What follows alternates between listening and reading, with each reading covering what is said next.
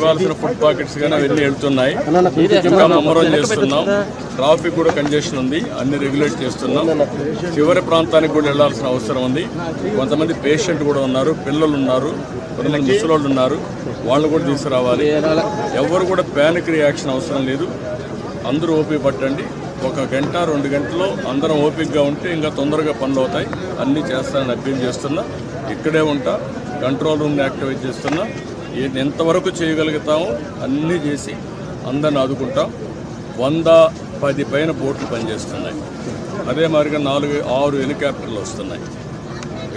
ఒక హెలికాప్టర్లో ఫుడ్ పెట్టడం కానీ, లేకుంటే బోట్లో తీసుకుపోవడం కానీ, పేషెంట్లు తీసుకురావడం కానీ ఇవన్నీ జరుగుతున్నాయి. వర్షం కూడా పడతా ఉంది, అయినా కూడా ఎక్కడ ఆపరేషన్స్ ఆపం, అన్ని విధాలు.